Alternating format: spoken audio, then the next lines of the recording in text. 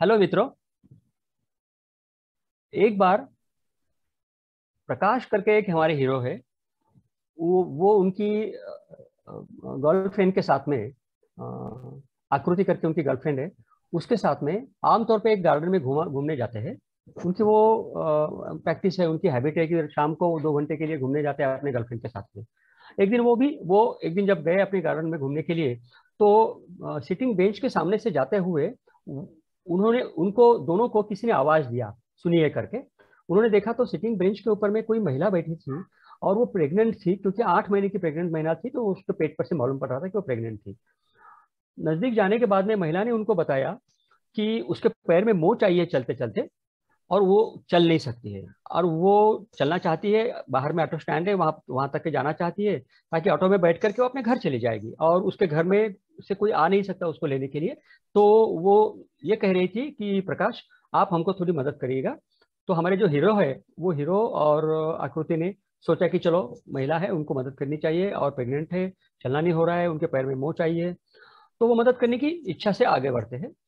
अब क्योंकि वो महिला को लिंपिंग था, मतलब पैर में मोच मोच के कारण, तो हमारे जो हीरो है प्रकाश, उनको महिला का हाथ अपने कंधे पे लेना पड़ता, और उनका हाथ उनके कमर में डाल करके उनको फिर इस तरह से मदद करते हुए और शरीर को शरीर टच करते हुए ऑटो स्टैंड तक के ले जाना पड़ता। फिर वो ऑटो स्टैंड में तक के जाते हैं, उसको ऑटो में बिठाते हैं, वो उनको प्रोफ्यूजली थैंक बोलती है, और फिर वो दोनों वापस आते हैं और राउंड मारना चालू कर देते हैं ग्राउंड को।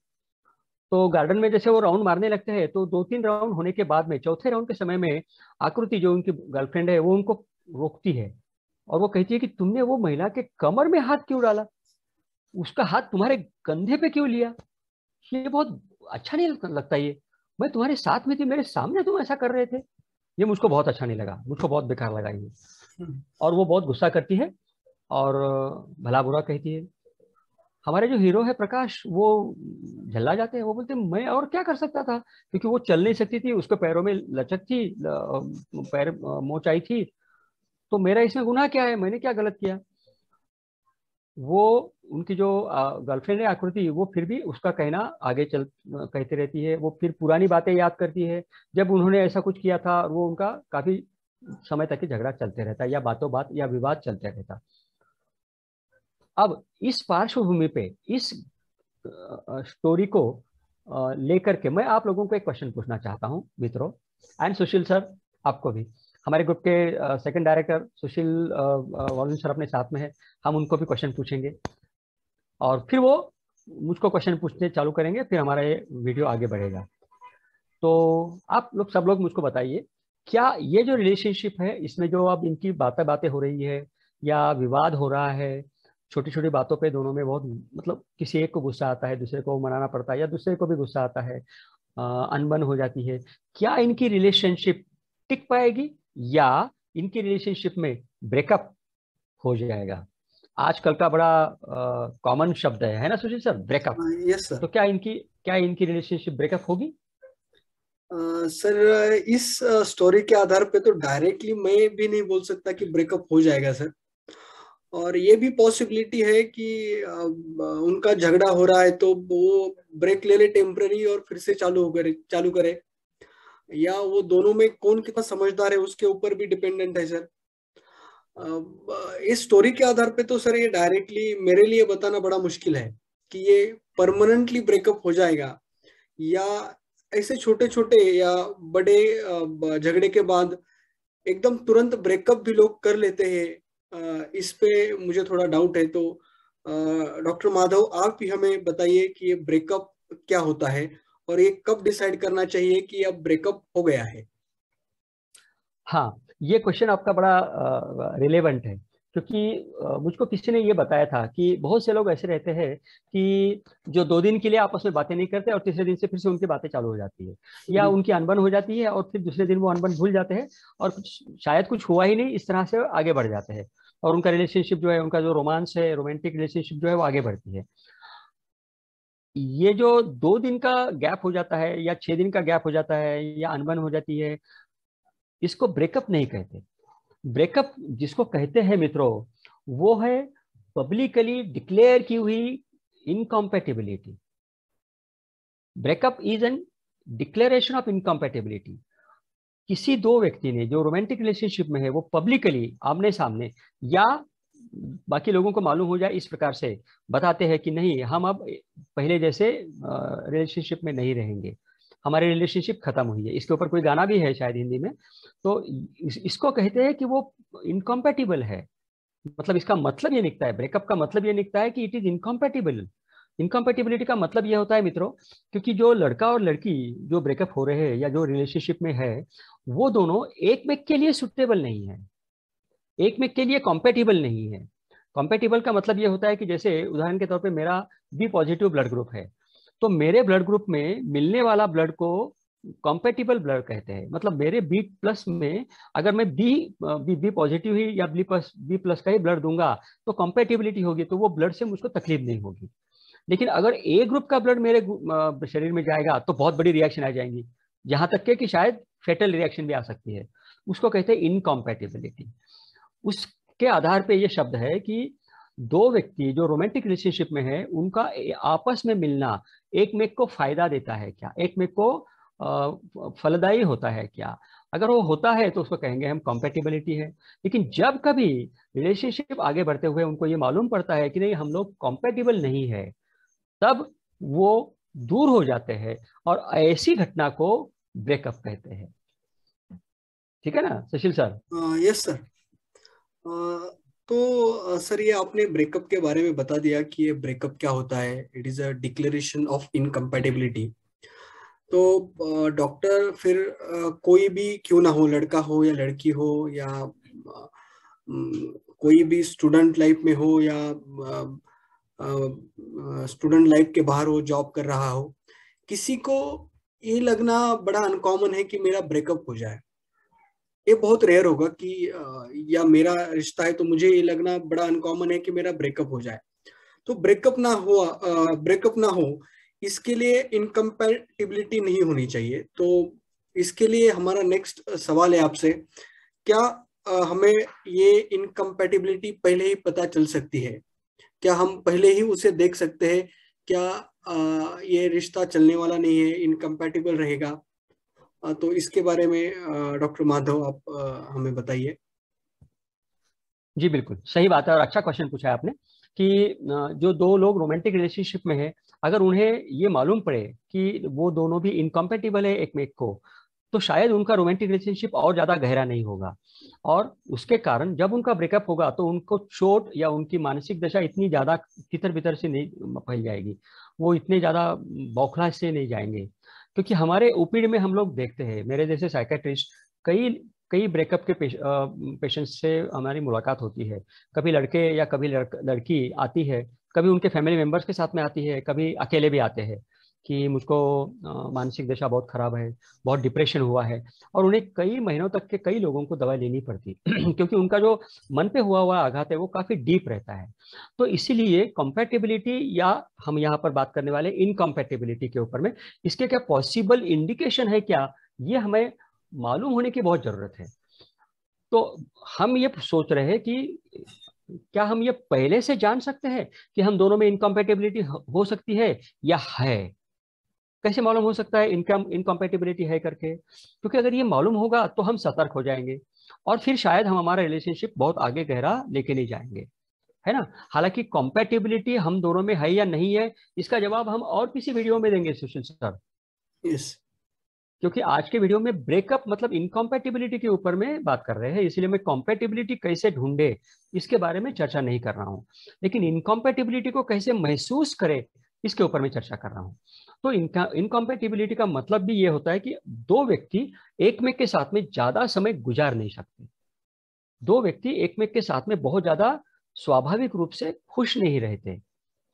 तो ये कब होगा? ये कुछ कुछ इसके पॉसिबल इंडिकेशन है, हालांकि ये तो बिल्कुल कहा नहीं जा सकता गारंटी के साथ में, सर्टेनिटी के साथ में, लेकिन इसके कुछ पॉसिबल इंडिकेशन मिल सकते हैं जहां से आपको अंदाज आएगा कि शायद हम दोनों में इनकॉम्पैटिबिलिटी है या इनकॉम्पैटिबिलिटी पनप सकती है। अगर हम सावध ना होंगे तो, अगर हम सतर्क हो जाएंगे, सावध हो जाएंगे, तो शायद इनकॉम्पैटिबिलिटी हमारी बढ़ेगी नहीं और इनकॉम्पैटिबिलिटी को हम कंट्रोल कर पाएंगे। कैसे कंट्रोल कर पाएंगे ये भी आगे इसी श्रृंखला में इसी बातचीत करते समय मैं आप लोगों को मैं बताऊंगा। लेकिन शुरुआत में हम ये मालूम करते हैं कि ये पॉसिबल इंडिकेशंस है। अब पहला इंडिकेशन मैंने यहाँ लिखा है स्लाइड के ऊपर में, आप लोग गौर फरमाइएगा। स्ट्रॉन्ग क्रिटिकल और केयरिंग पर्सनालिटी। इस पर से बहुत लोगों को, काफी लोगों को समझ आना थोड़ा मुश्किल है, इसलिए मैं इसको जरा एक्सप्लेन करता हूँ। देखिए मित्रों, कुछ लोग बहुत पेरेंटल एटीट्यूड या पेरेंटल रोल प्लेइंग करने की भूमिका अदा करने से आदी रहते हैं। उन लोगों को हम बोलते हैं बहुत केयरिंग पर्सन है ना। जैसे कि रिलेशनशिप में अगर है तो लड़का बहुत ज्यादा केयरिंग रहता है, कभी कभी किसी रिलेशनशिप में लड़की बहुत ज्यादा केयरिंग रहती है। वो केयरिंग या क्रिटिकल, मतलब क्रिटिकल का मतलब ये हुआ कि वो हमेशा नोक झोंक करते हैं, वो हमेशा गलतियां दिखाते हैं, वो हमेशा गलतियां सुधारने की कोशिश करते हैं, और उसमें उनका विचार या उनका उसमें उनके पीछे का बैकग्राउंड अच्छा होता है। वो चाहते हैं कि मेरे गर्लफ्रेंड की या मेरे बॉयफ्रेंड की गलतियां ना हो, उसकी गलतियों के कारण लोगों में हमारी हंसी ना उड़े, उसकी गलतियों के कारण कोई नुकसान ना हो, इसलिए वो उनकी गलतियां ना हो, इसलिए वो गलतियों को ढूंढने की कोशिश करते हैं। लेकिन उसमें वो पेरेंटल एटीट्यूड या पेरेंटल रोल प्लेइंग ये उनका स्वभाव बन जाता है। जैसे कि कोई पेरेंट है, उसे बच्चों के साथ में देखते समय में, उनकी लालन पालन करते समय में बच्चों की गलतियां कहाँ हो रही है इसके ऊपर में बहुत सारे पेरेंट्स का ख्याल रखता है। बच्चों को किस तरह से डायरेक्शन दे, बच्चों ने कैसे बिहेव करना चाहिए, ये टॉपिक पे उनका बहुत ज्यादा फोकस रहता है।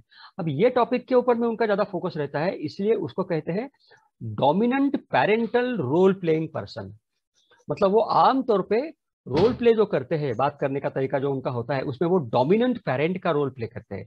डोमिनेंट पेरेंट को कैसे पहचानेंगे आप? नो, ट्रांजैक्शनल एनालिसिस ये एक थियरी है। एरिक बर्न नाम के बहुत बड़े लेजेंड साइकेट्रिस्ट ने इसको फ्लोट किया, ट्रांजैक्शन एनालिसिस। उसमें वो पेरेंट, अडल्ट और चाइल्ड पीएसी थियरी बताते हैं। उस थियरी के आधार पे ये पेरेंटल रोल प्लेइंग पर्सन के बारे में मैं आपको बता रहा हूँ। तो ये पेरेंटल रोल प्लेइंग की जो थियरी है, इसमें जो व्यक्ति आमतौर पे गलतियां ढूंढने की कोशिश करते हैं, उनका इरादा बहुत अच्छा होता है, नेक होता है, साफ होता है। हालांकि वो ज्यादा अटैच रहते हैं, बहुत ज्यादा केयरिंग रहते हैं, इसीलिए वो कभी कभी केयर बहुत करते हैं और कभी कभी केयर के कारण ही वो क्रिटिसिज्म करते हैं। जैसे कि अभी आपने देखा वो लड़की हमारे स्टोरी में प्रकाश को क्रिटिसाइज कर रही थी कि तुमने ऐसा क्यों किया, उसका हाथ अपने कंधे पे लेने की क्या जरूरत थी, उसके कमर में हाथ डालने की क्या जरूरत थी, तुम उसका हाथ भी पकड़ सकते थे। मतलब वो क्रिटिसिज्म हुआ है ना। तो ये ऐसे क्रिटिसिज्म कुछ हद तक के सहन किए जा सकते हैं पार्टनर से, लेकिन उसकी एक लिमिट होती है पार्टनर के सहन करने की। तो अगर इस तरह से अगर होते जाएगा तो पार्टनर को भी बड़ा हर्ट फील होगा। अगर पार्टनर को हर्ट फील हुआ तो बहुत बार ये देखा गया कि वो 2 दिन के लिए, 1 दिन के लिए बात करना बंद कर देते हैं। उनके बीच में आपस में बनती नहीं, या झगड़ा हो जाता है, या बोलते हैं ना वो रूठ जाते हैं, और फिर कुछ समय के बाद में फिर से उनमें मिलाप हो जाता है। अब मित्रों, एक ध्यान की बात मैं आप लोगों के सामने ये बता देना चाहता हूँ, ये रोमांटिक रिलेशनशिप को आप मैरिज के साथ में ना देखो। मैरिड पर्सन का जो मैरिड कपल का जो रिलेशनशिप होता है वो थोड़ा अलग होता है, उसका वेटेज, उसकी गंभीरता थोड़ी अलग होती है, उसके कल्चरल बैकग्राउंड थोड़े अलग होते हैं। तो ये रोमांटिक रिलेशनशिप के ऊपर में ही मैं बात कर रहा हूँ, मैरिज के साथ में इसको कनेक्ट ना करो, उसके साथ में मेरे शब्दों को, मेरे एक्सप्लेनेशन को ना लगाइएगा। पहला पॉसिबल इंडिकेशन है कि अगर आपका पार्टनर या कोई पार्टनर बहुत क्रिटिकल है या केयरिंग पर्सनालिटी वाला है, हमेशा पेरेंट एटीट्यूड में बात करने वाला है, तो ऐसे कंडीशन में आमतौर पे क्या होता है, सामने वाला दूसरा जो पार्टनर रहता वो चाइल्ड रोल में चला जाता। तो चाइल्ड और पेरेंट में अगर आई scratch your back, you scratch my back, इस तरह से अगर हुआ तो उनका दोनों का बहुत ज्यादा अच्छा, बोलते हैं ये ऐसा ऐसा हो जाता है। लेकिन जब उनका क्रिटिसिज्म हो जाता है तो दोनों ऐसे हो जाते हैं, 36 का आंकड़ा हो जाता। तो 36 का आंकड़ा हो जाएगा तो बात नहीं करेंगे एक के साथ में, कुछ समय के लिए बात नहीं करेंगे, फिर वो फिर से नॉर्मल हो सकते हैं। लेकिन ऐसा होते होते ये पॉसिबल इंडिकेशन है कि आपका ब्रेकअप हो जाएगा। इसके साथ में दूसरा कारण ये भी हम बताना चाहते हैं कि कोई लोग नार्सिसिस्टिक पर्सनालिटी के रहते हैं। नार्सिसिस्टिक पर्सनालिटी बोले तो बहुत ज्यादा अहम रहने वाला, मैं बोले तो बहुत बड़ा आदमी हूँ। ऐसे लोग जो होते हैं वो क्या होते हैं सुशील सर, मैं अगर बोल रहा हूँ कि मैं बहुत बड़ा आदमी हूँ या मैं बहुत काबिलियत वाला हूँ, तो मैं आमतौर पे मेरी काबिलियत, मेरा अहम मेरे पार्टनर पे डिक्लेयर करूंगा, उनको दिखाऊंगा। यस। तो डेफिनेटली उनको दिखाऊंगा, तो उनको सबड्यू करूंगा, उनको ये मानने पे मजबूर करूंगा कि वो मुझको अच्छा समझे, बड़ा, बिग मैन ऐसा समझे। अगर वो ऐसा समझेंगे तो नेचुरली मैं उनको कंपेयर करूंगा ना, तुमको तो कुछ नहीं आता, मुझको ही बहुत आता है, तुमको क्या पता है मैंने कितने कितने पापड़ बेले हैं, वगैरह वगैरह। ऐसे इसमें दो लोगों में कंपैरिजन हो जाती है, इक्वालिटी नहीं होती। कंसिडरेशन इक्वालिटी के बेस पे नहीं होता, कंसिडरेशन काबिलियत के बेस पे होता है। अगर ऐसा रिलेशनशिप में हो रहा है, अनइक्वल कंपैरिजन अगर हो रहा है, तो ऐसे रिलेशनशिप में भी रोमांटिक रिलेशनशिप टूटने की संभावना पैदा हो जाती है। ये पॉसिबल इंडिकेशन है, ये कारण नहीं है। कारण और पॉसिबल इंडिकेशन अलग अलग होते हैं, ठीक है ना। अब कोई लोग डिबेटिंग चैंपियन भी रहते हैं। अब डिबेटिंग चैंपियन का मतलब ये होता है कि कोई कारण ना रहते हुए मस्त बातें हो रही है, झील के किनारे बैठे हुए हैं और लड़का लड़की मजे कर रहे हैं, बातें कर रहे हैं और हंसी मजाक की भी बात हो रही है। फिर अगर उनमें से दो में से कोई, लड़का भी हो सकता है डिबेटिंग चैंपियन, लड़की भी हो सकती है। अगर वो डिबेटिंग चैंपियन है, मतलब वो कोई, बोलते हैं ना, बाल की खाल निकालने वाले होते हैं, हर चीज में वो बहुत एनालिटिकल होते हैं, हर चीज में वो, उसके पीछे में आपका क्या मतलब है ये सोचने लगते हैं। मतलब वो एक्स्ट्रा सेंसिटिव होते हैं और आमतौर पे अपनी बात रखने में बहुत ज्यादा भरोसा करते हैं। आप उनको रोक नहीं सकते उनकी बात रखने के, मतलब वो खुद को भी रोक नहीं सकते अपनी बात रखे बगैर। जैसे उदाहरण के तौर पे कभी कभार ऐसा होता है कि झील के किनारे बैठे हैं प्रकाश और आकृति, तो आकृति कहती है नहीं ठंड लग रही है आज, है ना। अभी हालांकि ठंड थी 15 दिन पहले, तो बहुत ठंड लग रही है। हो सकता है उस समय में प्रकाश को ठंड नहीं लग रही, तो वो ये कह सकता है कहाँ ठंड लग रही है, कोई ठंड भी नहीं है। अब ये क्या हुआ एग्जैक्टली exactly, वो जो पॉइंट आकृति ने बोला ठंड लग रही है, उसको वो डिबेट कर रहे हैं, मतलब क्रॉस कर रहे हैं। और फिर वो ठंड कैसी होती है, कितनी होती है, क्या नहीं होती है, इसके ऊपर में दोनों की बातें चालू हो जाएंगी। तो डेफिनेटली उनका झगड़े तक के चला जाएगी बात। तो इस प्रकार से डिबेटिंग चैंपियन अगर आपके साथ में कोई पार्टनर है, तो वो इंडिकेट करता है कि आपको सावध होना चाहिए, क्योंकि वो आपको ब्रेकअप की तरफ में ले जा सकते हैं। लेकिन जरूरी नहीं, ये पॉसिबिलिटी है। इसमें डिबेटिंग चैंपियन को आप बदल सकते हो, या आप खामोश रह करके उनकी बात को मान सकते हो, ऐसा भी कर सकते हो। अब ये जब मान लेते हो आप, तो आपका ट्रस्ट जो है वो बढ़ जाता है, जहां मैं आखिरी में बता रहा हूं, लैक ऑफ ट्रस्ट। लेकिन जब आप ये बात मानते नहीं हो, तो पार्टनर को लगता है कि आपका उन पे भरोसा नहीं है। ये लैक ऑफ ट्रस्ट का मतलब फिडेलिटी नहीं है। लैक ऑफ ट्रस्ट का मतलब फिडेलिटी इनफिडेलिटी नहीं है। फिडेलिटी इनफिडेलिटी का मतलब ये होता है कि आप एक ही साथ में दो लोगों से रिलेशनशिप में बनाए रखे हो, मतलब आप धोखा दे रहे हो। इनफिडेलिटी का मतलब है धोखा देना, फिडेलिटी का मतलब है धोखा न देना, है ना। तो लैक ऑफ ट्रस्ट का मतलब फिडेलिटी के साथ में नहीं है। लैक ऑफ ट्रस्ट का मतलब यह है कि आप आमतौर पे सामने वाले व्यक्ति के कोई भी पॉइंट जो है, वो पॉइंट में आप मानते नहीं हो, वो पॉइंट को आप इमीडिएटली हाँ नहीं बोलते हो। मतलब ऐसा कि आप एग्रीबल पर्सन नहीं हो।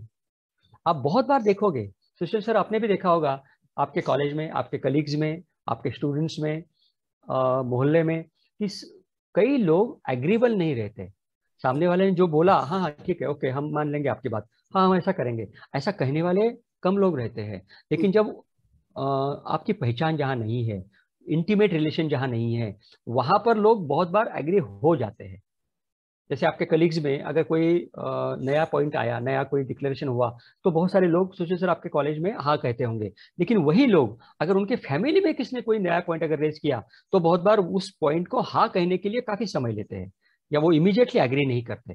तो इमीडिएटली एग्री ना करना, ये भी एक पॉसिबल इंडिकेशन है आपकी रिलेशनशिप में ब्रेकअप आने का, है ना सर।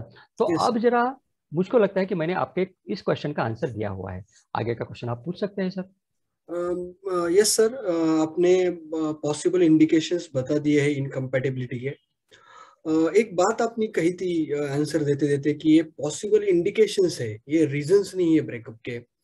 तो हमारा क्वेश्चन यही है अगला वाला, कि ये यदि इंडिकेशंस है तो रीजंस एग्जैक्टली क्या है जिससे ब्रेकअप होने की संभावना ज्यादा हो जाती है या ब्रेकअप हो ही जाता है? और डॉक्टर माधुर। मतलब अब मतलब अभी आप बाल की खाल खींच रहे हो। Right right.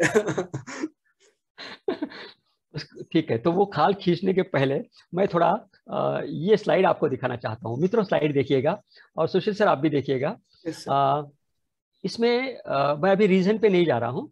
ये स्लाइड के जरिए मैं आप लोगों को कुछ और बातें जरा इलेबोरेट करना चाहता हूँ। अब देखिएगा, नंबर 1 यहाँ है, ये नंबर 1 है, हाँ, ये नंबर 2 और ये नंबर 3। ये 3 कपल मैंने आपको दिखाए, रोमांटिक रिलेशनशिप वाले ये 3 कपल है। अब आप मुझको सुशील सर ये बताइएगा, इसमें से कौन सा कपल है जिसकी रोमांटिक रिलेशनशिप ब्रेकअप होने की संभावना है, पॉसिबिलिटी है? बड़ा मुश्किल सवाल है सर। ऑब्जर्व करना पड़ेगा सर। करिए 5-10 सेकंड करिए, दीजिए। जी करिए। पहले तो सर दोनों स्माइल लग रहे हैं मुझे। सारे स्माइल दे रहे हैं वो। सेकंड वाला सर। सेकंड वाला पॉसिबल है कि उनका ब्रेकअप हो जाएगा। सर ये बड़ा मुश्किल सवाल है, लेकिन मुझे सेकंड वाला लग रहा है, गलत हो सकता कोई है। हरकत नहीं, कोई हरकत नहीं, नहीं। ऐसा है, देखो, ये जो क्वेश्चन है इसमें कोई सही आंसर नहीं है, कोई गलत आंसर नहीं है। आप तुक्के लगा सकते हो, और आप 1 से 2 भी लगा सकते हो। जैसा आपने पहला ऑप्शन सोचा कि 2 नंबर का हो सकता है, और भी अगर आपका ऑप्शन कोई लग रहा है मन में तो आप बता सकते हो। सर ये अभी तो लगेगा 3 डायरेक्टली, एक नहीं लग रहा मुझे। एक नहीं लग रहा, हाँ मतलब जरा समझाइए। सर, सारे स्माइल दे रहे हैं। पहले वाला हाँ ही हाँ। जरा नजदीक नजदीक है। हम्म तीसरे वाले तो एकदम थोड़ा मिल गए हैं, और दूसरा वाला जो है वो दूर दूर है। तो हम्म इसलिए मैंने ये हम्म। सोच के बता दिया कि सेकंड वाला जो है उनमें ब्रेकअप हो ही जाएगा। ओके ओके, ठीक है। तो इसके पीछे की थियरी ऐसी है मित्रों, इसको कहते हैं डिस्टेंस इन बिटवीन 2 पीपल। यहाँ जो हमने जगह छोड़ी है वो जगह है डिस्टेंस। यहाँ बिल्कुल जगह नहीं, ओवरलैपिंग है, और यहाँ थोड़ी ज्यादा डिस्टेंस है। कुछ हद तक सुशील सर आपका जो ख्याल है कि इनमें पॉसिबिलिटी है ब्रेकअप की, ये सही है। और रिसर्च में भी ये मालूम हुआ है कि लॉन्ग डिस्टेंस रिलेशनशिप जो है, या जिस रिलेशनशिप में डिस्टेंस ज्यादा है, उसमें ब्रेकअप होने की संभावना डेफिनेटली बनी रहती है। लेकिन रिसर्च ये कहता है मित्रों कि जो रिलेशनशिप इससे ज्यादा संभावना, मोर पॉसिबल, थर्ड नंबर का ग्रुप है। क्योंकि उन दोनों के बीच में जगह ही नहीं है, they are overlapping, encroaching each other space. मतलब ये ऐसा रिलेशनशिप है जहां पर लड़का और लड़की एक मेक के ऊपर में एनक्रोच कर रहे हैं। जब मौका आता है तो लड़की लड़के को कहना देती नहीं, अपना ही विचार उसके ऊपर में लाती है। जब मौका बदल जाता है तो लड़का अपना विचार लड़की के ऊपर लाता है, और उन दोनों को ग्रो होने का स्कोप यहाँ नहीं है। ग्रो होने के लिए आपको बीच में जगह रखनी पड़ती है। अगर आप बीच में जगह रखेंगे तो ग्रो हो जाएंगे, और जगह मिनिमम होनी चाहिए ताकि आप दूर ना जा सके ऐसे।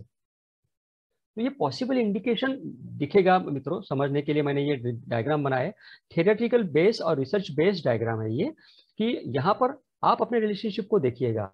जो मैंने कुछ कारण आपको बताए थे, इसमें ये पॉसिबल इंडिकेशन बताए थे मैंने: narcissism, caring and critical personality, debating champion and lack of trust. इसके अलावा अगर आप आपके डे टू डे लाइफ में, आपका रिलेशनशिप का जो डे टू डे लाइफ है उसमें देखेंगे, तो आपको मालूम पड़ जाएगा कि आप दोनों कितने एक में के करीब हो, या कितने एक में से दूर हो, या कितने एक में के ऊपर में हावी होते हो। अगर आप हावी होने वाले हो तो आपका ये बहुत बड़ा पॉसिबिलिटी हो जाएंगी कि आप में आज न कल अनबन बन जाएगी, क्योंकि कब तक के सहते रहोगे एक में को। ठीक है ना? तो ये पॉसिबल और रीजन, पॉसिबल इंडिकेशन और रीजन के बीच का मकाम है। जो आपने क्वेश्चन पूछा था सुशील सर कि रीजन क्या हो सकते हैं ब्रेकअप के, वो रीजन के पास जाने के पहले का ये टप्पा है, पहले के ये स्टेप है। अगर आप लोगों को ये लग रहा है, अगर कि आप रिलेशनशिप में हो और इस प्रकार की अगर हरकत आपके साथ में हो रही है या ऐसी हो रही है, तो आप ऐसा समझिए कि आपके रिलेशनशिप में नॉर्मल हेल्दी रिलेशनशिप नहीं है। ठीक है ना? बहुत बहुत बार ऐसा होता है, देखिए सर, जो लोग रिलेशनशिप में शुरुआत करते हैं ना, वो इस तरह से रहते हैं। वो हफ्ते में एक बार मिलते हैं, या 4-5 हफ्ते में एक बार मिलते हैं। आपको याद होगा कि एक रिसर्च में हमने हमारे ही चैनल पे एक वीडियो में मैंने ये बताया था कि हफ्ते में एक बार मिलना या महीने में एक बार मिलने से ये दोनों कॉलेज स्टूडेंट्स अगर है तो इनकी पढ़ाई अच्छी रहेगी। लेकिन अगर ये दोनों कॉलेज स्टूडेंट्स है और ये अगर रोज रोज मिल रहे हैं तो इनकी पढ़ाई अच्छी नहीं रहेगी। लेकिन ये रोज रोज मिलना मतलब डिस्टेंसिंग नहीं होता, या डिस्टेंसिंग नहीं होता। आपका डिस्टेंसिंग मतलब साइकोलॉजिकल है, मेंटल बॉन्डिंग है। मेंटल बॉन्डिंग अच्छा रहने के बाद में भी आप हफ्ते में एक बार या महीने में एक बार मिल सकते हो, और वो म्यूचुअल अंडरस्टैंडिंग के साथ में होने की संभावना ज्यादा रहेगी। लेकिन अगर आप दोनों म्यूचुअली मतलब साइकोलॉजिकली बॉन्डेड नहीं हो तो आप में दूरियां दिखेगी। और अगर आप केयरिंग या क्रिटिकल पर्सनालिटी वाले हो तो ये चित्र आपको दिखेगा। नार्सिसिस्टिक हो तब भी ये चित्र आपको दिखेगा। डिबेटिंग चैंपियन हो क्योंकि आपको जीतना है, चैंपियन हो आप, तब भी आपको ये चित्र दिखेगा। लैक ऑफ ट्रस्ट है मतलब आप एक की बात नहीं मानते हो, तब भी आपको ये चित्र दिखेगा। तो ये उसका डायग्रामेटिक रिप्रेजेंटेशन है पहले, इसके पहले वाले स्लाइड का। ठीक है ना। तो अब हम रीजन के तरफ में चलते हैं। देखिएगा, ये रिसर्च हुआ है romantic breakup, difficult loss for some but not for others. ये आर्टिकल पब्लिश हुआ है journal of loss and trauma में जनवरी 2019 में। ये उसका डॉक्यूमेंट ऑफ आइडेंटिटी है। उसमें ये रिसर्च लोगों ने ये मालूम किया कि लॉन्ग डिस्टेंस या टाइम कंस्ट्रेंट जिसमें है वो रिलेशनशिप ब्रेक होने की संभावना या रीजन हो सकते हैं। सो लॉन्ग डिस्टेंस रिलेशनशिप आमतौर पे ब्रेकअप की तरफ में बढ़ने की संभावना या बढ़ने का रीजन हो सकती है। और ये सब तरफ लिखा है, कई लोगों को ये पता है कि लॉन्ग डिस्टेंस रिलेशनशिप में ब्रेकअप होने की संभावना जिसमें लॉन्ग डिस्टेंस रिलेशनशिप नहीं है उसके मुकाबले में ज्यादा रहती है। फिर ब्रेकअप का एक मेजर कारण इनफिडेलिटी है, फॉलिंग आउट ऑफ लव। आप रिलेशनशिप में हो लेकिन फिर भी आपको किसी और से प्यार हो जाता है या लव हो जाता है, या मैं ये कहूंगा क्रश हो जाता है, या फिजिकल अट्रैक्शन हो जाता है। और अगर ऐसा हुआ कि आपको रिलेशनशिप में होते हुए किसी और से अगर फिजिकल अट्रैक्शन हुआ है और वो फिजिकल अट्रैक्शन अगर सस्टेन है तो आपकी रिलेशनशिप के ब्रेकअप होने के दिन आ गए हैं। क्योंकि कभी ना कभी ये बात आपके पार्टनर तक के खुल जाएगी, आपके बॉडी लैंग्वेज से, आपके विचारों से, आपके शब्दों से, आपके बिहेव करने के तरीके से, आपके चिड़चिड़ाहट से। आप समय ज़्यादा नहीं दे पाओगे इसलिए, टाइम कंस्ट्रेंट बहुत हो जाएंगे आपके पास में इसलिए ये बात हो जाएगी। तो इनफिडिलिटी एक बहुत इंपॉर्टेंट रीजन है ब्रेकअप का। और इनकम्पैटिबिलिटी के बारे में मैंने शुरुआत में भी बताया था। इनकम्पैटिबिलिटी का मतलब ये होता है कि आप दोनों एक में के साथ में बहुत ज्यादा अच्छे से जेल नहीं होते। जेल ना होने का कारण ये होता है क्योंकि सामने वाले की जो बातें हैं उसमें से कुछ बातें आपको अच्छी लगती है लेकिन कुछ बातें आपको अच्छी नहीं लगती है। और जब आप दोनों होते हो साथ में तो ना अच्छी लगने वाली बातें आपके जहन में, आपके ख्याल में बहुत बार आती है कि आपको सामने वाले की ये बात अच्छी नहीं लगती, सामने वाले का कपड़े पहनने का ढंग अच्छा नहीं लगता, बाल संवारने का ढंग अच्छा नहीं लगता, उसके लाइकिंग, उसके चॉइसेस, वो कॉफी ज्यादा पीता है, या उसे मोबाइल पे ज्यादा समय बिताने की आदत है, या मैंने फोन करने के बाद में वो जल्दी पिकअप ही नहीं करता फोन, मुझको 4-5 रिंग जानी देनी पड़ती है उसके बाद में वो पिकअप करता फोन, दिखता नहीं कि उसको मेरा फोन आया है करके इमीडिएटली उठाना चाहिए। तो ये जो विचार है ये विचार इनकम्पैटिबिलिटी को दर्शाते हैं। तो ऐसे अगर इनकम्पैटिबिलिटी सस्टेन है तो वो एक रीजन बनता है ब्रेकअप का। ठीक है सर? Right, yes sir. आगे चलाइए आपकी क्वेश्चन की मालिका। यस सर, जैसे आपने इनकम्पैटिबिलिटी बताया और पॉसिबल रीजंस बता दिए ब्रेकअप के, तो एज्यूम करते कि अभी ब्रेकअप हो ही गया है। ब्रेकअप होने के बाद ये भी देखा जाता है सर कि ब्रेकअप एक पार्टनर ज्यादा हर्ट फील करता है, दूसरे को कुछ होता ही नहीं है, लाइक हो भी गया तो वो मैनेज कर लेता है। तो ये क्यों होता है, यानी इसके क्या रीजंस हो सकते हैं? ये बहुत बार देखा है हमने कि ब्रेकअप हो जाता है और कोई हमारे पास में आता है और दूसरे पार्टनर को बहुत ज्यादा तकलीफ नहीं है, ऐसा उन्हें भी महसूस होता है। उन्हें भी लगता है कि ब्रेकअप हुआ है लेकिन वो मजे कर रहा है।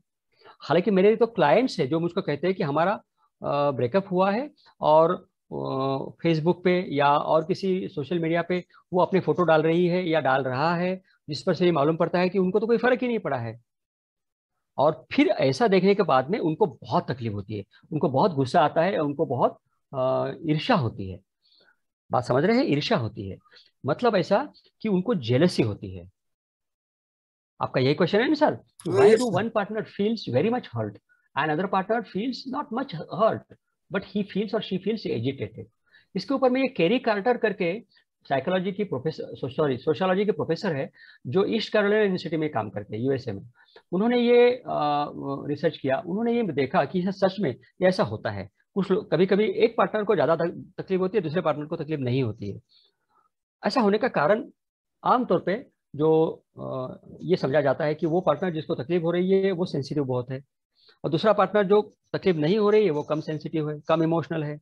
डेफिनेटली अगर इमोशनल आप हो तो आपको तकलीफ होगी, लेकिन अगर आप इमोशनल हो, तकलीफ होगी, तो आप उस तकलीफ को डाइजेस्ट नहीं कर सकते। ऐसा क्यों? मतलब अगर हम समझे कि जैसे साइकोलॉजी वाले लोग, साइकोलॉजिस्ट, साइकोथेरापिस्ट, हम साइकेट्रिस्ट लोग, या जिन लोगों ने बीए साइकोलॉजी लिया है, एमए साइकोलॉजी किया है, या फिलोसफी किया है, ऐसे संजीदगी के पर्सनालिटी के लोग अगर ब्रेकअप में से गुजरते हैं तो उनको बहुत दुख होगा, सही है ना? लेकिन ऐसा देखा नहीं गया कि सारे जो प्रकार मैंने गिनाए उन सब लोगों को ब्रेकअप के कारण बहुत दुख नहीं होता, कुछ लोगों को दुख होता है। और जिन लोगों को दुख होता है उनका बेसिक कारण मित्रों यह है कि उनको जेलसी होती है। जेलसी क्या है? एनवी और जेलसी के ऊपर में एक बार एक रिसर्च पेपर में मैंने पढ़ा था कि हस्बैंड वाइफ में एनवी हो सकती है, जेलसी भी हो सकती है। जिस हस्बैंड वाइफ में जेलसी है उसमें डिवोर्स की संभावना ज्यादा है। वैसे ही जिस रोमांटिक रिलेशनशिप में जेलसी पैदा हो जाती है, लेकिन रिलेशनशिप ब्रेक होने के बाद में पैदा हो सकती है जेलसी, लेकिन जेलसी पहले भी रह सकती है। अब जेलसी क्या चीज है?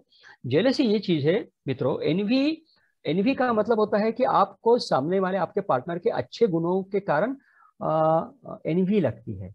उसके अच्छे गुण क्यों हैं, मेरे पास इतने अच्छे गुण क्यों नहीं, ऐसा लगता है। और उसके अच्छे गुण आपको शायद कुछ हद तक डोमिनेट करते हैं, थ्रेटन करते हैं, या इंस्पायर भी करते हैं।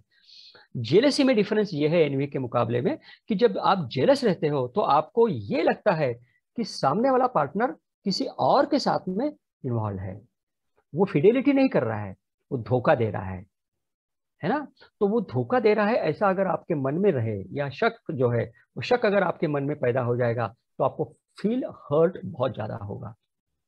और हमने भी ये देखा है प्रैक्टिस में कि लड़कियां आती है, लड़के भी आते हैं, जिनको बहुत ज्यादा हर्ट हो जाते हैं, बहुत ज्यादा डिप्रेशन हो जाता है। उसका एक कारण ये भी रहता है, बहुत स्ट्रांग कारण रहता है ये, कि उनको ये लगता है कि जिससे वो उनकी फारकत हुई है, जिससे वो सेपरेट हुए हैं, वो व्यक्ति किसी और के साथ में मिल रहा है या मिलेगा, तो जो दूसरी व्यक्ति है उसको कितना मजा आएगा, उसको कितना आनंद मिलेगा, जो कि मुझको मिलना चाहिए था तो मेरा तो आनंद गया। ये जेलेसी की जो भावना है, इसके कारण उनको बहुत दर्द होता है, और वो अपने दर्द के कारण फिर कराते हैं, डिप्रेशन में जाते हैं, वगैरह वगैरह, बहुत बातें होती है। ठीक है सर? तो यस तो मित्रों, ये बात मैं आप लोगों को बताऊं कि जेलसी को हटाइएगा, जेलसी को मन में ना आने दीजिएगा। जेलसी जब भी मन में आएगी मतलब शक के दायरे में आप जाओगे, शक आपके मन में घुसेगा, तो आपको तकलीफ होने की संभावना बहुत ज्यादा होती है। हालांकि ये, जैसे कि मैंने बोल रहा था ना कि जेलसी ब्रेकअप के बाद में होती है, वैसे जेलसी होने के कारण भी ब्रेकअप होता है। तो ये रेसिप्रोकल एलिमेंट है जेलसी, तो बड़ा बच के रहिएगा। और इसके ऊपर में रिसर्च में भी मालूम किया हुआ है कि हाँ, जेलसी के कारण ब्रेकअप होते हैं, या ब्रेकअप के कारण जेलसी बहुत बढ़ती है और तकलीफ ज्यादा होती है। और सर? और सर अभी तो आपने बता दिया कि एक पर्सन को ज्यादा हर्ट क्यों होता है, दूसरों को क्यों नहीं होता है। और इसमें आपने बता दिया कि हमारा पार्टनर यदि दूसरे के साथ जाता है तो उसको ज्यादा मजा आएगा, ये सोच के और तकलीफ हो जाता है। तो इसी से रिलेटेड सर नेक्स्ट क्वेश्चन हम आपसे पूछना चाहेंगे। ये जो ब्रेकअप जो रहता है सर, वो हालांकि म्यूचुअली नहीं होता है, कभी कभी लाइक कि दोनों सोच के ब्रेकअप नहीं करते हैं। हालांकि ये सेलिब्रिटीज लोगों में होता होगा। एक मूवी आई थी सर दीपिका पादुकोण की, कॉकटेल या क्या नाम है मुझे एग्जैक्टली पता नहीं है। उनका ब्रेकअप हो जाता है, म्यूचुअली ब्रेकअप करते हैं एंड वो सेलिब्रेट करते हैं, उसको पार्टी देते हैं सर। लेकिन नॉर्मली ऐसे नहीं पाया जाता सर। तो जी आपकी इसके बारे में क्या राय है डॉक्टर? म्यूचुअली लोग ब्रेकअप नहीं करते हैं, या फिर यदि ऐसी सिचुएशन है तो म्यूचुअली करना चाहिए, या आपकी इसके बारे में क्या सोच है सर? नहीं, मैंने लोगों ने ब्रेकअप कैसे करना चाहिए इसके बारे में बताना बताना ठीक नहीं लगता मुझको। मैं काम करता हूँ इसीलिए कि लोगों का ब्रेकअप ना हो, या अगर ब्रेकअप हो जाए तो उनका दुख कम हो जाए, ये मेरा प्रोफेशनल काम है। लेकिन लेकिन ये बात सही है कि म्यूचुअल ब्रेकअप नहीं होते। आमतौर पे ब्रेकअप होने के मेथड मैं आपको बताना चाहता हूँ, उसके भी ऊपर रिसर्च हुआ है दोस्तों। आमतौर पे 50% जो ब्रेकअप होते हैं उसमें दो व्यक्ति आमने सामने बैठ कर करके बताते हैं एक मेरे को कि now we are separating from each other. लेकिन 25% लोग ऐसे होते हैं जो फोन पे बात करते हैं, मतलब थोड़े ज्यादा 30% लोग फोन पे बात करके कहते हैं कि हमारा ब्रेकअप हो गया, हम लोग नहीं मिलेंगे साथ में, मुझको तुम्हारे से तुम्हारा रिलेशनशिप नहीं रखना है, वगैरह वगैरह। लेकिन 20% लोग ऐसे भी हैं जो सिर्फ मैसेज करते हैं, व्हाट्सअप मैसेज। तो ये मेथड है उनके ब्रेकअप होने के। अब ये ब्रेकअप होने के जो मेथड है इसमें 25% ही ऐसे लोग देखे गए हैं जो म्यूचुअली ब्रेकअप करते हैं। 50% और बचे हुए 25% ब्रेकअप जो है वो म्यूचुअली नहीं होते, कोई एक पार्टनर इनिशिएट करता है फिर ब्रेकअप होता है। कल परसों ही मैं किसी मेरे पेशेंट से बात कर रहा था। वो रेगुलरली आ रहे हैं मेरे पास में कुछ महीनों से। उन्होंने मुझको बताया कि वो बहुत फ्रस्ट्रेशन में है और उनका ब्रेकअप हो गया। वो लॉन्ग डिस्टेंस रिलेशनशिप में थे और उनका ब्रेकअप हो गया। अब मैंने उनको पूछा कि आपको इतनी तकलीफ हुई है तो ब्रेकअप इनिशिएट आपने किया था कि सामने वाले ने किया था? क्योंकि थ्योरी ये कहती है, रिसर्च ये कहता है कि जो ब्रेकअप को इनिशिएट करते हैं उनको तकलीफ कम होती है, जो ब्रेकअप को झेलते हैं या ब्रेकअप जिनके ऊपर में लादा जाता है उनको तकलीफ बहुत होती है, क्योंकि उनकी इच्छा है या उनकी तमन्ना नहीं रहती, वो सामने वाला बोलता है कि ब्रेकअप। मतलब वो जैसे कि तलाक तलाक तलाक जैसा है, वैसे ही ब्रेकअप जैसा हो जाता है। तो उसमें जो रिसीवर है उसको बहुत दर्द होता है। लेकिन जो इनिशिएट करते हैं उनको ब्रेकअप में दर्द नहीं होता। लेकिन मेरे जो क्लाइंट परसों मेरे पास मिलने के लिए आए थे, विजिट के लिए आए थे, उन्होंने इनिशिएट किया था उनका ब्रेकअप, लेकिन उनको बहुत तकलीफ हो रही है क्योंकि वो बहुत सेंसिटिव लड़की है। 32 साल के है वो, बहुत ही सेंसिटिव है वो, और बहुत इंटेलिजेंट भी है वो, बहुत केयरिंग भी है वो, और बहुत क्रिटिकल पर्सनैलिटी वाले हैं वो। अब क्योंकि वो पेरेंटल रोल प्ले करते हैं इसीलिए उनको तकलीफ ज्यादा हुई। क्यों? क्योंकि पेरेंटल रोल प्ले करने वाले लोग रूल्स एंड रेगुलेशंस को लेके चलते हैं। तो उनके मन में ये रूल्स रहता है कि मैंने ब्रेकअप नहीं करना चाहिए, या मेरे जैसे इंसान ने ब्रेकअप नहीं करना चाहिए, मैंने उसको अवॉइड करना चाहिए, मैंने सामने वाले को माफ करना चाहिए। लेकिन वो कर नहीं पाए तो उन्होंने ब्रेकअप लिया। वो उन्होंने किया हुआ ब्रेकअप के कारण उन्हें ही तकलीफ ज्यादा हो रही है, इतने वो सेंसिटिव है। और इसके पीछे का कारण ये भी है कि उनका जो पार्टनर था वो फिडेलिटी में से नहीं जा रहा था, वो धोखा दे रहे थे उनको। वो एक साथ में 2-3 लोगों के साथ में रिलेशन रख रहे थे, इसके कारण भी उनको बहुत तकलीफ होती थी। तो फिर अल्टीमेटली उनसे सहा नहीं गया तो उन्होंने वो ब्रेकअप कर लिया। लेकिन ब्रेकअप के बाद में उन्हें भी तकलीफ बहुत हुई। लेकिन वो एजिटेटेड नहीं थे, उनको गुस्सा नहीं आया था, उनको सैडनेस था। तो उनके साथ में जब मैंने बातें किया तो धीरे धीरे उनका सैडनेस कम हो गया। उनको थोड़ा सुसाइडल का विचार आ सकता था मन में, लेकिन वैसा नहीं आया क्योंकि वो काफी स्ट्रांग है।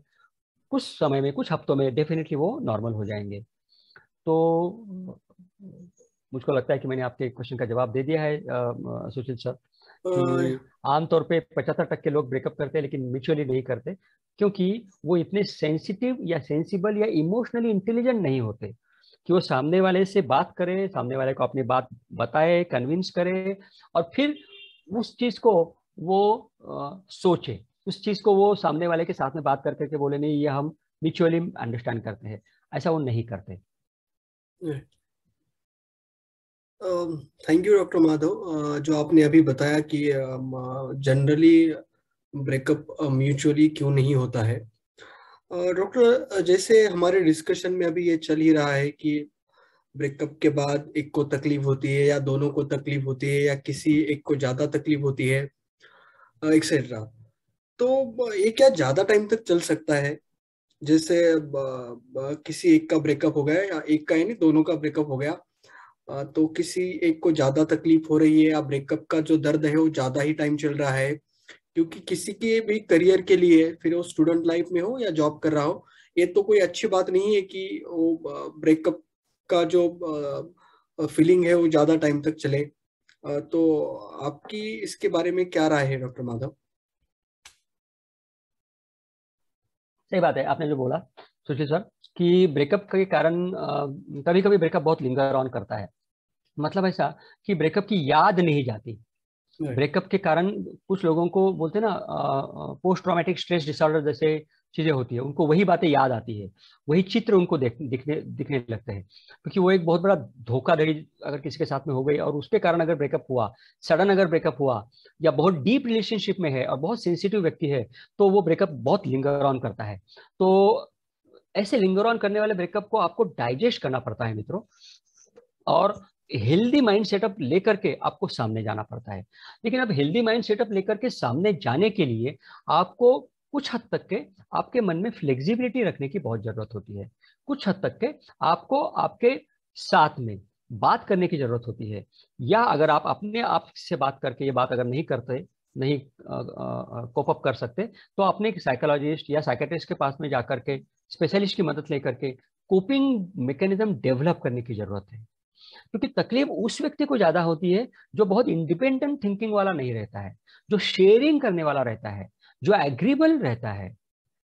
ओके। है ना? अगर आप इंडिपेंडेंट थिंकिंग वाले हो तो क्या होता है, अगर आपका ब्रेकअप हो गया तो आप मन से अपने मन में ख्याल करते हो, उसने ये गलत किया या वो ऐसा हुआ तो मैंने ब्रेकअप करना ही चाहिए, तो ब्रेकअप बनता है। इस प्रकार का इंडिपेंडेंट थॉट आपके मन में आता है, अगर इंडिपेंडेंट थॉट थिंकिंग वाले अगर व्यक्ति आप हो तो। लेकिन ब्रेकअप लिंगर ऑन तब होता है जब लोग इंडिपेंडेंट थिंकिंग वाले नहीं रहते। और Right. कई लोग ऐसे हैं जो इंडिपेंडेंट थिंकिंग वाले नहीं रहते, वो शेयर करने वाले, हर मतलब हंसमुख करके जीने वाले, सब लोगों के साथ चलने वाले, सब लोगों को साथ लेकर के चलने वाले व्यक्ति होते हैं। तो ऐसे व्यक्ति को ये ब्रेकअप बहुत लिंगर ऑन करता है, और उस लिंगर ऑन करने से उनको डिप्रेशन जैसी चीजें तैयार हो सकती है। तो आपको बड़ा होशियार रहना चाहिए कि ये ब्रेकअप आपका लिंगर ऑन तो नहीं हो रहा है। ये एक बात। दूसरी बात मित्रों, जब मैं लिंगर ऑन की बात कह रहा हूं तो मैं ये भी कह रहा हूं कि क्या होता है, ब्रेकअप होने के बाद में बहुत बार सेकंड रिलेशनशिप आज न कल तैयार हो जाती है, ये चालू हो जाती है।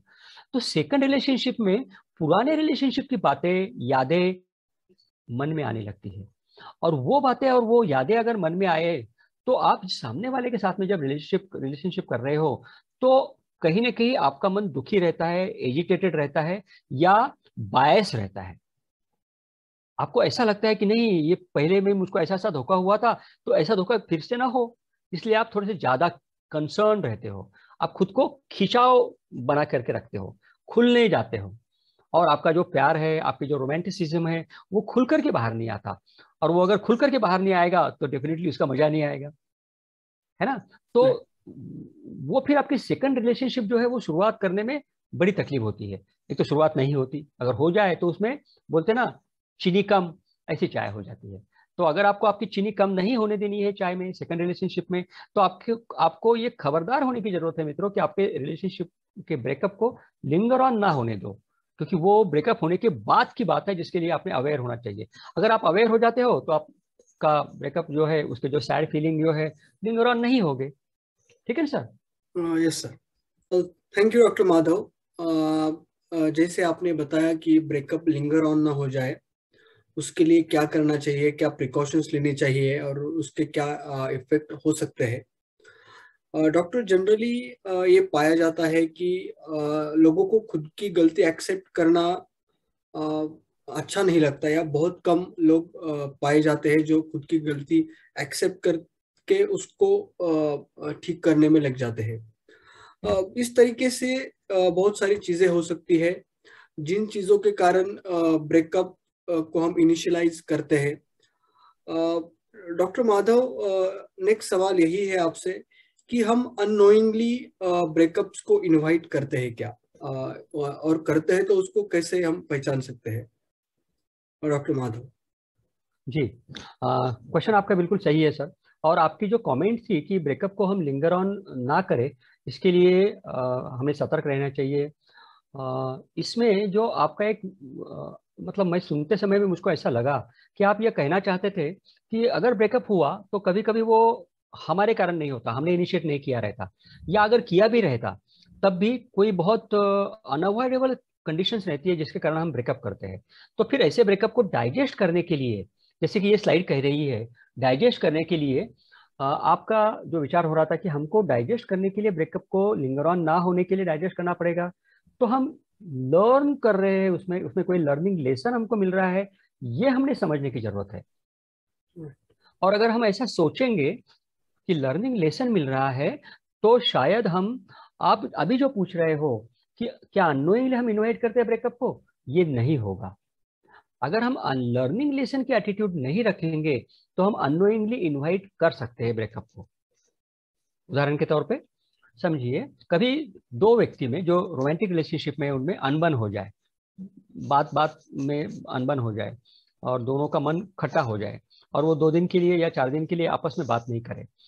अब जब उनका ऐसा कोई अनबन हो जाती है, या कोई बात पे उनका गुस्सा हो जाता है, एक में को क्रिटिसिज्म किया जाता है, तो वो खत्म होने के बाद में दोनों अगर अपनी अपनी जगह अलग अलग इंडिविजुअली ये अगर सोचे कि इसमें मैंने कौन सा लेसन लर्न करना है, तो वो अननोइंगली इनवाइट नहीं करेंगे ब्रेकअप को। अगर वो ये नहीं सोचेंगे कि मुझको इसमें कोई कोई लेसन मिल रहा है लर्न करने के लिए, मुझको जिंदगी कुछ सिखा रही है, या रोमांटिक रिलेशनशिप मुझको कुछ सिखा रही है, ऐसा अगर वो नहीं सोचेंगे, तो वो अननोइंगली उनके ब्रेकअप जो अभी हुआ नहीं है, जो प्रोसेस में है, शायद ये टल सकता है, उसको इनवाइट करेंगे। तो यही एक एलिमेंट है, यही एक बात है जो मैं आप सब लोगों के साथ में रखना चाहता हूं दोस्तों, कि अगर आप जो अनबन हो रही है रोमांटिक रिलेशनशिप में, उसको एक लर्निंग लेसन की तरह से अगर नहीं देखेंगे, तो आप ब्रेकअप को अननोइंगली इनवाइट करेंगे। तो क्या उसमें से अगर कुछ पढ़ नहीं रहे हो, कुछ सीख नहीं रहे हो, तो आप खुद को बदलोगे नहीं। आदमी लर्न कब करता है, सीखता कब है, जब उसको खुद को बदलने की इच्छा होती है, तब। शुरुआत में बदलने की इच्छा खुद को होती है, वो सामने वाले को बदलने की इच्छा नहीं करता जब वो लर्निंग मोड में रहता है। तो अगर आप टीचिंग मोड में हो तो आप सामने वाले को बदलने की इच्छा करोगे। तो जब अनबन होती है तो दोनों व्यक्ति टीचिंग मोड में रहते हैं। तो टीचिंग मोड को छोड़ करके अगर आप लर्निंग मोड में जाओगे दोनों भी, तो दोनों भी सीख जाओगे। फिर जैसा सुशील सर कह रहे थे कि हाँ, आप लर्न कर लोगे, अरे I learn the lesson, I learn the message, and फिर आप हम्बल हो जाओगे। फिर आप बोलोगे, क्योंकि लेसन कौन लर्न कर रहा है, स्टूडेंट लर्न कर रहा है, तो आप स्टूडेंट की भूमिका में जाओगे। तो स्टूडेंट की भूमिका में जाओगे तो आप हम्बल हो जाओगे, और आप फिर कहोगे आपके पार्टनर से, आई एम सो सॉरी, मुझसे गलती हो गई।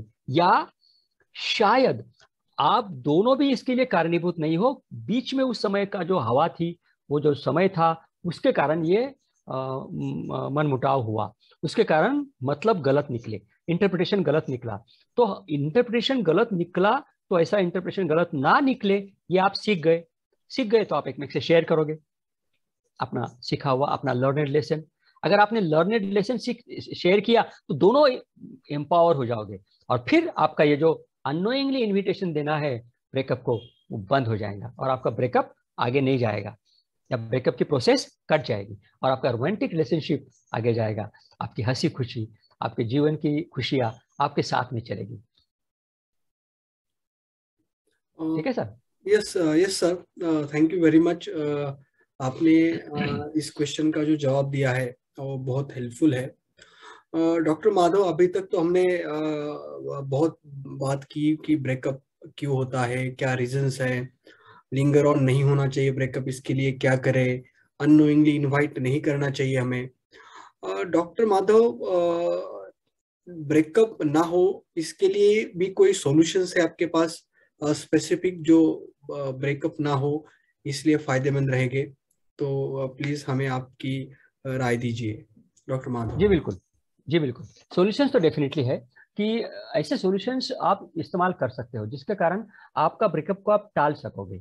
आपके ब्रेकअप होने के बाद में जो आपको दर्द होने वाला है, वो दर्द को कम करने के सॉल्यूशन नहीं है, ये आपका ब्रेकअप टालने के ये सॉल्यूशन है, या ब्रेकअप होते हुए कैसे बचे, इसके ये सॉल्यूशन है।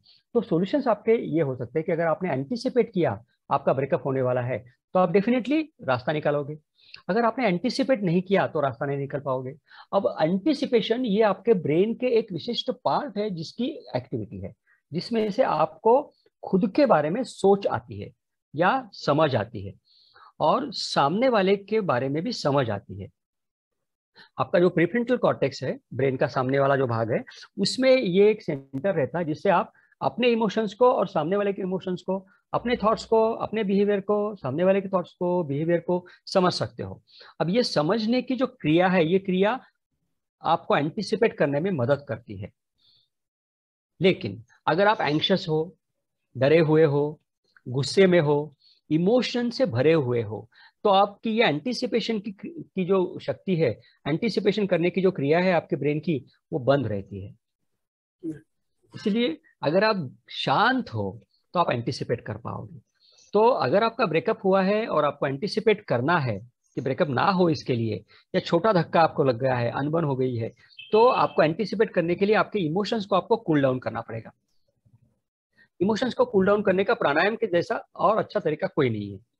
पहली बात, इमोशंस को कूल डाउन करने का एक्सरसाइज के जैसा और दूसरा कोई तरीका नहीं है। इमोशंस को कूल डाउन करने का हमारे जैसे मोटिवेटिंग वीडियोस देखने के बगैर और कोई तरीका नहीं है। मोटिवेटिंग किताबें पढ़ने के बगैर और कोई तरीका नहीं है। मोटिवेटिंग लोगों के साथ में बात करने से या उनकी बातें सुनने के बगैर और कोई तरीका नहीं है, क्योंकि इससे आपके इमोशंस बैक डाउन हो जाएंगे और उसमें आप एक ठप्पा लगाओगे कि आई एम लर्निंग समथिंग। अगर ऐसा आप करोगे तो आपका इमोशंस बैकफुट पे जाएंगे और आपका एंटीसिपेशन करने वाला जो ब्रेन है वो एक्टिवेट हो जाएगा और आप उसको एंटीसिपेट कर पाओगे।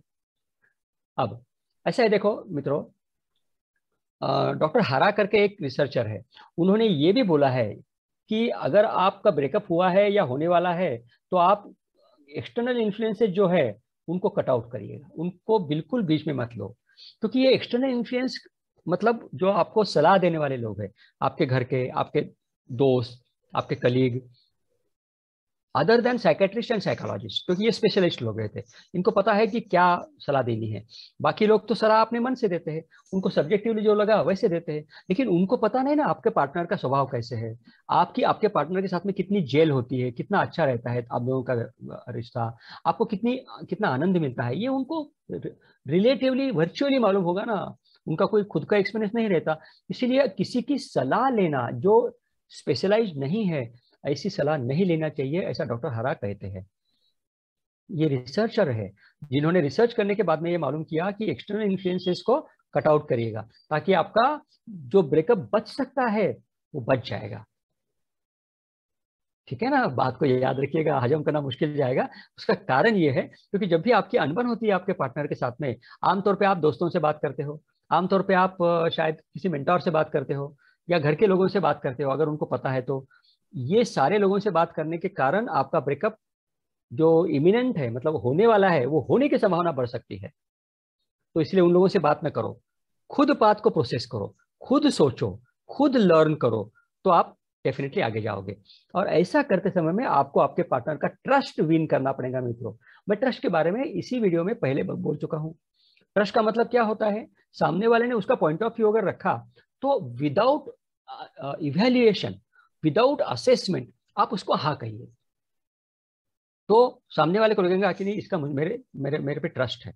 मतलब पार्टनर को ये लगना चाहिए कि चाहे कुछ भी हो जाए, उसके हाथ से गलती हो या गलती ना हो, उसका बिहेवियर नॉर्मल रहे या नहीं रहे, लेकिन पार्टनर उसके पीछे में रहेगा, ऐसा उसे लगना बड़ा जरूरी है मित्रों। तो आपका जो बिहेवियर है वो बिहेवियर हमेशा पार्टनर को सपोर्ट करना चाहिए, ना कि पार्टनर के बिहेवियर को इवैल्यूएट करने वाला चाहिए। ठीक है ना, जैसे कि उदाहरण के तौर पे समझो आप कॉलेज में पढ़ने वाले लड़का लड़की हो और आपका किसी दूसरे दोस्त के साथ में झगड़ा हो गया, या वो झगड़े में आप पहुंच गए इत्तेफाक से, और आपने देखा कि आपका पार्टनर किसी दूसरे व्यक्ति से झगड़े हो रहे हैं, उनकी अनबन हो रही है, बाताबाती हो रही है, बातचीत, आवाज बढ़ा हुआ है, इमोशंस इन्फ्लेट हुए हैं। अब ऐसे समय में आप ये अगर सोचोगे कि इसमें गलती किसकी है, मेरे पार्टनर की गलती है कि उसकी गलती है, क्योंकि जिसकी गलती होंगी उसकी तरफ से आप नहीं जाओगे, जिसकी गलती नहीं होगी उसको आप सपोर्ट करोगे। अगर ऐसा सोचने वाले आप व्यक्ति हो तो आप अपने पार्टनर का ट्रस्ट गेन नहीं कर पाओगे मित्रों। अगर आपका ऐसा स्वभाव है इवैल्यूएट करने वाला, तो उसको छोड़ दो, ये उसका सॉल्यूशन है आपका ब्रेकअप ना हो इसका। आप रिगेन करेंगे ट्रस्ट को, आप अपने प्रोमिसेस रखेंगे, आप बोलेंगे नहीं जब भी मैं समय आएगा या समय नहीं आएगा, I am always behind you, I will always support you. ये आपका जो प्रॉमिस है रिलेशनशिप का, ये आप कंटिन्यू कर पाओगे। इसके साथ में कुछ और भी बातें हैं, जैसे कि बहुत बार ऐसा होता है, लड़का या लड़की कोई समय निर्धारित करते हैं कि समय मिलेंगे या ये काम हम इस समय करेंगे, तो वो अपने टाइम पे वो काम करना चाहिए मित्रों। आमतौर पे लड़कियां बहुत पंक्चुअल होती है और लड़के इतने ज्यादा जागरूक या इतने ज्यादा सतर्क नहीं रहते, केयरफुल नहीं रहते। तो वो अगर केयरफुल नहीं रहेंगे तो लड़कियों को बहुत खराब लगता है। जैसे कि उदाहरण के तौर पे, अगर हमारा वीडियो का टाइम कुछ मुकर्रर हुआ है और मुझको अगर ज्यादा समय लगेगा, क्यों सुशील सर, तो सुशील सर यस को बहुत गुस्सा आ जाता है कि कितना देर से मैं कि कितने देर से मैं वेट कर रहा हूँ। Sir. And and reciprocal also, and मुझको भी ऐसा होता है। इसलिए हम हमेशा कोशिश करते हैं कि जो समय मुकर्रर किया उसी समय में हम लोग मुलाकात करते हैं, क्योंकि अगर किसी से ज्यादा समय लगा तो आदमी झल्ला उठता है। तो आपको भी अगर ब्रेकअप का सॉल्यूशन देखना है तो टाइम पे, जब जो टाइम डिसाइड किया है उसको फॉलो करिए, आपका ब्रेकअप होने की संभावना कम रहेंगी। और जो मैंने लर्निंग लेसन के बारे में कहा था, उसमें कॉन्शियसली खुद को चेंज करने की जरूरत है। आपका पार्टनर जैसा चाहता है वैसे आप खुद को बदलो मित्रों। मुश्किल है बदलना यार, खुद के लिए करोगे, आपके खुद के रिलेशनशिप के लिए करोगे, आपके खुद के रोमांटिक फीलिंग के लिए करोगे, किसी और के लिए थोड़ी कर रहे हो। अगर ऐसा आप करोगे तो आपका डोपामिन लेवल हाई जाएगा, आपका मन का जो खुशी है वो बढ़ेगी। ये अगर ऐसा होगा तो डेफिनेटली आप बदलोगे। अगर आप बदलते हो या बदलने वाले हो या बदल सकते हो, ऐसा अगर आपके पार्टनर को मालूम होगा या उनको अगर विश्वास होगा ऐसा, तो डेफिनेटली आपका रिलेशनशिप ब्रेक नहीं होगा। आपकी सारी गलतियां, आपके सारे जो कोई करने नहीं चाहिए ऐसे काम, वो आप माफ करेंगे और आपकी बॉन्डिंग स्ट्रेंथन हो जाएंगी, बॉन्डिंग पक्की रहेंगी, है ना sir? Yes sir. Thank you doctor Madhav. आपने ब्रेकअप्स ना हो इसके कुछ सॉल्यूशंस भी हमें बता दिए हैं। ये तो सारी बातें होगी, ब्रेकअप ना हो, हुआ क्यों होता है, लिंगर ऑन नहीं करना चाहिए, अननोइंगली कैसे आता है, लेकिन कभी कभी ब्रेकअप करना भी जरूरी होता है। तो इसका आप पॉजिटिव पार्ट भी आप बता दीजिए। निगेटिव तो पार्ट है, तकलीफ होगी एक्सेट्रा, सारी चीजें सब सही है। लेकिन इसमें यदि कोई पॉजिटिव पार्ट होगा ब्रेकअप करने वाला, तो आप वो भी बता दीजिए हमें। जी सर, हालांकि ऐसा है मित्रों, ब्रेकअप का वैसे देखा जाए तो कोई पॉजिटिव पार्ट नहीं है। ब्रेकअप ना हो यही मेरी और हमारी सुशील सर की इच्छा है, धारणा है कि अगर आप रोमांटिक रिलेशनशिप में हो तो आप उड़ती उड़ती रिलेशनशिप में ना रहो। सीरियस रोमांटिक रिलेशनशिप में अगर आप हो तो आपका सीरियस रोमांटिक रिलेशनशिप ब्रेकअप ना हो, आप आगे बढ़े, आप मैरिज की तरफ में जाए या टुगेदरनेस की तरफ में जाए, या इवोल्यूशन, दोनों का मिलकर इवोल्यूशन हो, म्यूचुअल इवोल्यूशन हो, ऐसी कुछ बात होनी चाहिए। लेकिन अगर किसी कारणवश अगर आप अपना ब्रेकअप टाल नहीं सकते और अगर अल्टीमेटली आपका ब्रेकअप हो गया, मतलब मैं ये कह रहा हूं यहाँ स्लाइड में, ultimately suppose you are broke up, जैसे कि ये यहाँ, तो फिर क्या करेंगे? ये भी तो आपके पास में होनी चाहिए, क्योंकि आपको पता अगर होगा तो ही आप एम्पावर्ड होगे, सशक्त होगे, है ना? तो आपको सशक्त होने के लिए हमने ये पॉइंट आखिरी में रखने की सोची है कि यस, होल्ड ऑन करो मित्रों। अगर आपका ब्रेक हुआ है तब भी कोई बहुत बड़ी आपातकालीन स्थिति नहीं आई है, आसमान गिर नहीं पड़ा है ना? तो हमारी आज की ये स्टोरी हम आपके पास में लेके आए हैं, वो अभी बाकी है, अभी जिंदा है। तो स्टोरी में पॉजिटिव एस्पेक्ट ऑफ ब्रेकअप जिसके बारे में सुशील सर ने पूछा था, वो मैं बताना चाहूंगा। देखो मित्रों, करोना नाम के एक रिसर्चर है और उनके सहयोगी, उनके साथ में काम करने वाले लोग, इन्होंने इन्होंने 2017 में एक रिसर्च पब्लिश किया। उसमें वो लिखती है कि ब्रेकअप अगर हुआ तो उसका क्या फायदा होता है, नहीं होना चाहिए, लेकिन अगर हुआ तो फीमेल को क्या फायदा होता है और मेल को क्या फायदा होता है। आमतौर पे फीमेल को जो फायदा होता है उसमें यह होता है कि फीमेल अपने मेल या अपने पार्टनर के बारे में सोचने की शुरुआत करते हैं। फीमेल खुद के बारे में हमेशा ही सोचते हैं, लेकिन जो फीमेल ब्रेकअप के एंग्विश से, ब्रेकअप के दर्द से गुजरती है, तो दर्द से गुजरने के बाद में वो अपने पार्टनर के बारे में सोचने की शुरुआत करते हैं। वो पार्टनर को क्या लगता होगा, कैसा लगता होगा, ये सोचने लगती है, और फिर उसके कारण उनका जो सेकंड रिलेशनशिप है उसमें उनको फायदा होता है। ये वो लर्न करती है because of the issue of breakup, because of the effect of breakup. और मेल आमतौर पे जो खुद के बारे में बहुत ज्यादा नहीं सोचते, वो ब्रेकअप होने के बाद में खुद के बारे में सोचना चालू करते हैं कि मेरा मन कैसा है, मैं कैसा हूँ, क्या हूँ, मेरी स्ट्रेंथ क्या है, मेरे वीकनेसेस क्या है। तो ये मेल को होने वाला प्रॉफिट एडवांटेज है। तो ये बातें दोनों के साथ में होती है। तो इसका पॉजिटिव एस्पेक्ट यही है कि दोनों एक लेसन लर्न कर लेते हैं। इसमें फीमेल किसी और की केयर कैसे करे, पार्टनर की केयर कैसे करे, ये सीखती है। और मेल खुद के बारे में समझने लगता है। दोनों के कारण वो दोनों एक में को समझ, अपने पार्टनर को समझने की चेष्टा करने लगते हैं। और फिर वो उनका जो, अगर पहला ब्रेकअप है तो सेकंड रिलेशनशिप में ब्रेकअप होने की संभावना टल जाती है। ब्रेकअप लिंगर ऑन होने की संभावना टल जाती है, क्योंकि वो साइकोलॉजिकली, इमोशनली एम्पावर हो जाते हैं, सशक्त हो जाते हैं। उन्हें समझ आती है कि नहीं, इसमें से एक लेसन उन्होंने लिया है, ये उनको समझ में आता है। क्या कहते हो सुशील सर? यस सर, बिल्कुल आपने अच्छी बात बता दी है कि ब्रेकअप के पॉजिटिव एस्पेक्ट्स भी है। तो जिनका ब्रेकअप हुआ है वो, उनको जरा अच्छा लग जाएगा सर हमारा वीडियो देख जी के। जी, सही बात। तो फिर बिल्कुल। आज, हाँ यस सर, जी मुझे लगता है कि आज का सेशन बड़ा अच्छा एंड बिल्कुल बहुत सारी इंफॉर्मेशन के साथ अच्छा हुआ है। तो आज हमारे श्रोताओं को हम थैंक यू बोले। टाटा बाय बाय करते हैं। Thank yes you so sir, much. जल्द मिलेंगे। Thank you so much. या बाय। Okay, bye bye.